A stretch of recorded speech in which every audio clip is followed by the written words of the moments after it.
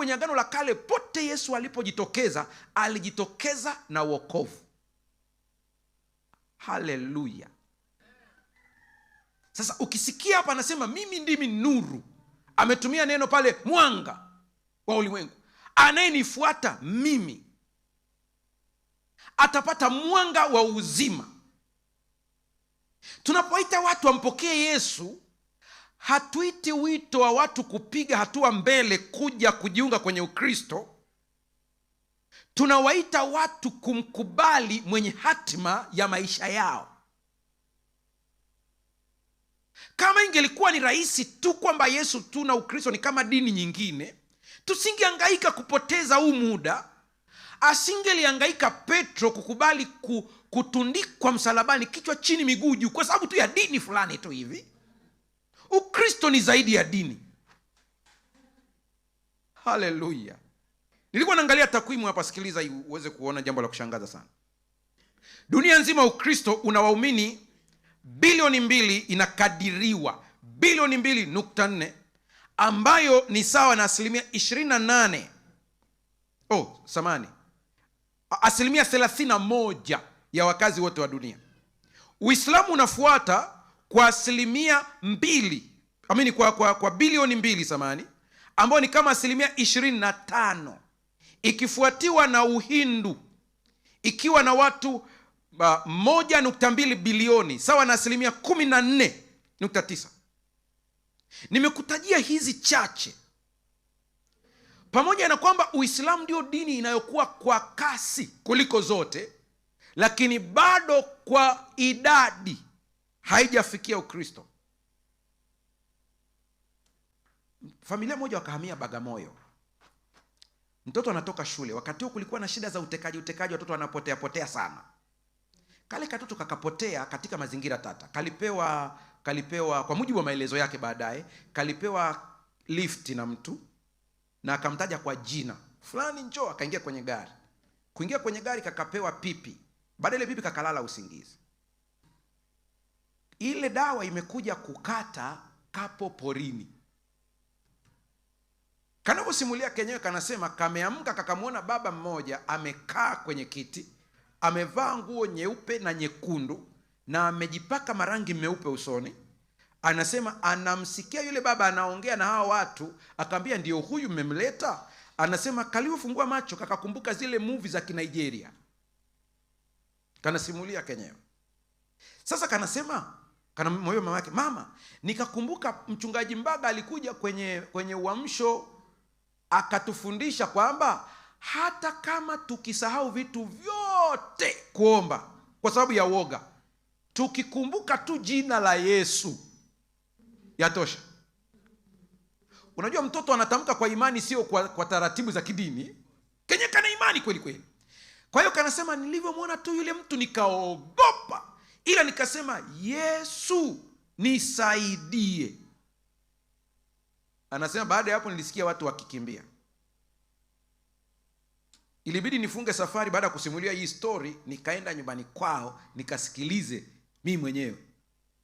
Kanasema alitokea joka mkubwa ndiye aliyewafukuza wale watu. Anasema yule joka nikamsikia kama ananifunga, ni wa baridi. Baada ya hapo kalipoteza fahamu. Sasa kakisimulia, sisi tunasema ni panic iliyomkuta. Lakini alikuja kuokotwa Bagamoyo, eneo la makaburi. Na mtu mmoja tu amepita, sema huyu si mtoto wa fulani, kamelala pale. Kakiguswa kakashtuka kama ni yule nyoka, kakashtuka. Akasema hapana, usiogope. Tumesikia unatafutwa. Taarifa imeshaenda polisi, sio na nini. Kuna joka alikuwa amenifunga hapa. Sema hakuna joka, huko sawa sawa. Ndio anamchukua nyumbani. Mtoto anasimulia. Kwa wasiojua wanaona kama ni hadithi, lakini wanaojua nguvu ya jina la Yesu wanajua Yesu ana nguvu. Haleluya, haleluya. Watoto wenu hawa wadogo wajazeni jina la Yesu katika akili zao. Ni kweli Yesu ana nguvu. Tatizo ni kwamba mpaka wafuasi wake hawajaelewa nguvu ya Yesu. Haleluya. Ndio hii nataka leo mwanze kuielewa vizuri. Soma ile andiko sasa, Wakolosai 1:26 na 27. Anasema ambao ni siri aliyowaficha binadamu wote. Stop. Twende taratibu. Jamani, hebu nisikilizeni kidogo wanafunzi wa darasa la Biblia. Ninaomba usifuatilie Biblia ya kwako hiyo ya Kiswahili cha kizamani. Sikiliza hii alafu wewe andika tu ile andiko utalisoma mwenyewe baadaye. Haya, naomba mnitazame wote sasa. Twende mchungaji. Ambao ni siri aliyowaficha binadamu wote. Hii siri walifichwa binadamu wangapi jamani? Wote. Tangu milele. Lakini sasa amewajulisha watu wake. Siri gani hiyo? Mungu ametaka kuwajulisha hao jinsi siri hiyo ilivyo kuu. Ndio. Na tukufu ambayo imeenea kwa watu wa mataifa. Ndio. Nayo ndiyo hii. Ndio. Kristo yuko ndani yenu. Naomba mnitazame. Kwa nini nikikemea pepo wanaondoka? Sio kwa sababu mchungaji Mbaga ana ubora kuliko wewe. No. Ila ni Kristo ndani yangu. Haleluya. Amen. Kwa nini wewe wakati mwingine unakwama? Kwa sababu niwaambie, ni katika karama ambao wanapewa wote ni kutoa pepo. Yaani kama kuna kesi ambazo unaweza ukasema ngoja hapa nitafute mwenye karama fulani, ni karama za miujiza, kuponya wagonjwa, hizo ni karama za wote. Amini za watu fulani. Lakini ukija kwenye kutoa pepo, wote. So long as unamwamini Kristo, unaweza kukemea pepo na akaondoka. Haleluya. Na sababu kubwa ni nini? Ni Kristo ndani yako. Basi. Ndio maana namheshimu sana Mungu, kwa sababu Mungu anatupigania hata wakati hatujui kinachoendelea. Hatuna habari kabisa. Kwa hiyo tumemaliza maombi masomo pale jioni, tukaingia pale ofisini. Shemasi moja akamleta akasema kuna mtu nimemleta ili umuombee.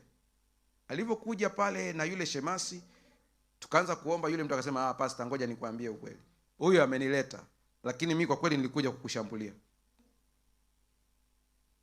Na wakati ule wote wewe unaongea pale mbele, kama ungeniona nimejaribu vitu kadhaa, ila sasa.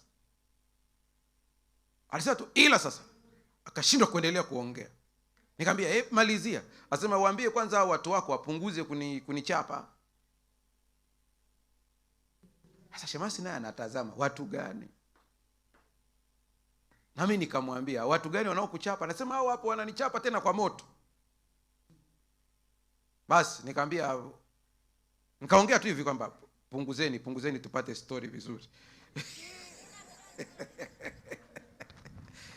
Basi akasema pale nilifanya hivi na hivi, nikajaribu kurushia vitu ili angalau usiendelee na somo, sio na nini. Nilivyoshindwa nikawa naenda kuvuruga watoto mle ndani kanisani ili usikivu upotee. Lakini kila nilivyokuwa najaribu, nikikutazama pale mbele, cha kwanza niliona nyuma yako kuna watu 3 warefu wameshika panga za moto. Kila nikijaribu kufanya wananinyoshea, wananiambia we acha huo mchezo. Azia mwisho nikakubali kutulia. Mimi wakati huo sina habari. Naendelea na masomo kama kawaida. Haleluya. Kwa nini nasema haya yote? Hao ni malaika tu. Je, Yesu mwenyewe?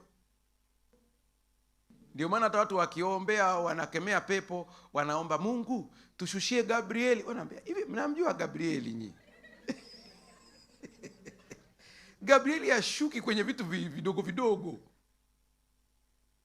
Yaani kutoa pepo ni kitu simple sana. Gabrieli ashughuliki na hiyo vitu. Gabrieli akishuka ujue kuna kazi ambayo inamuhusisha Lucifer mwenyewe.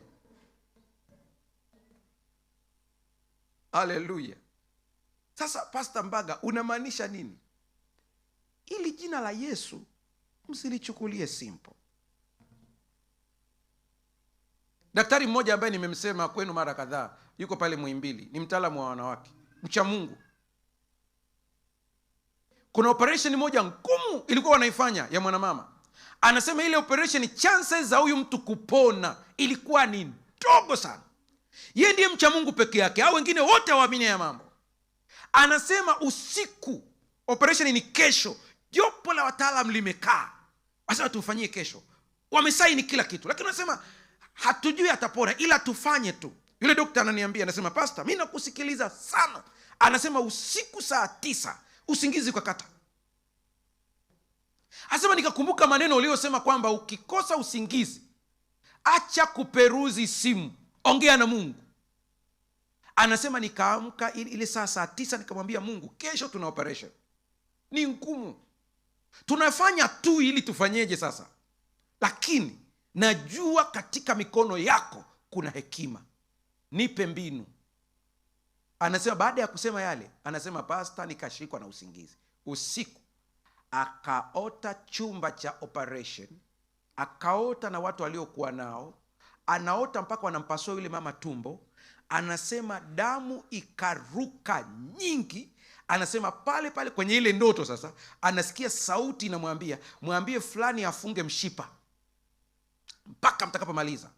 Anasema vile vile nikasema, huyo mtu akafunga ule mshipa. Anasema damu ile ikatulia, mwenzake ameshika ule mshipa mpaka wanafanya operation, wanamaliza. Anasema naamka usingizini, ni kama vile ile kitu ni real. Anasema ile tunafika asubuhi na hangaishwa na ile ndoto. Anasema kuingia kwenye room na kuta ni vile vile kwenye ndoto, watu wale wale, nguo zile zile, position ya kitanda ile ile. Anasema nikaanza tu kusema asante Yesu, asante Yesu. Sasa mwenzake mmoja ambaye sio mtu wa dini sana, amesoma Urusi akamwambia, hapa ni sayansi baba. Sasa nikasema huyu hajui nini kimetokea usiku. Anasema tukaanza operation. Anasema kama nilivyoona damu ikaruka pop, vile vile. Anasema nikasema hapa nafuata ndoto sio sayansi tena. Akamwambia mwenzake yule ambaye alimuota kwenye ndoto, ambia fulani, shika huo mshipa, funga. Yule naye moja kwa moja kaenda akashika ule mshipa akaufunga kwa mikono yake vile vile na zile gloves zake. Anasema wengine sasa akamwambia fanya hivyo. Anasema ninatoa maelekezo kana kwamba mimi ndio expert wa wote, wakati kuna mkubwa wetu yuko pale, profesa anajua kuliko wao. Anasema wote wakaanza kufuata maelekezo mpaka operation ikaisha. Tukafunga ule mshipa vizuri. Anasema tukalifunga tumbo, ule mzigo wote tukautoa pembeni kama alivyoona kwenye ndoto, kakaa pembeni wakafunga. Na dawa, nimefupisha tu hapa, mpaka aina ya dawa, kwamba mpeni dawa fulani, kila kitu akaelekeza. Anasema mwisho profesa ambaye ndio mkubwa wake akamuuliza, hii kitu ulijuaje? Akamwambia niliota. Akamwambia acha usanii niliota. Hospitali ni eneo la kung'ang'ania roho. Mungu awasaidie wauguzi na madaktari. Ukiona madaktari wetu wako pale wanahangaika, waombeeni na msiwalaumu kabisa.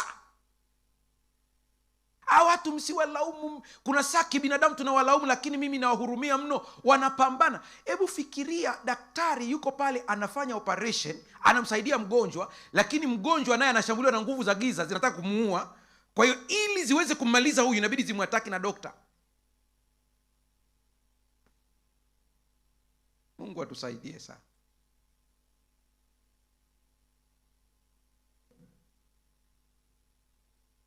Sijui niseme au niache.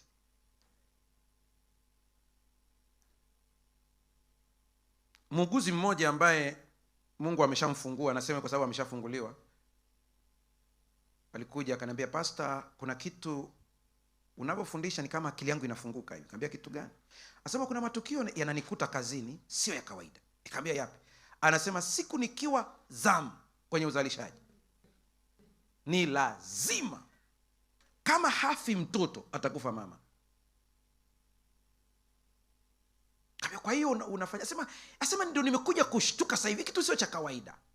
Asema mpaka wakati unaendelea na uamsho hapa, nikaamua siku moja, asema leo nitaitoroka zamu. Asema nilivyotoroka zamu akashika mwingine, mambo yako shwari kabisa. Lakini nilivyokuja zamu yangu, hiki kitu kinatokea. Kwa nini?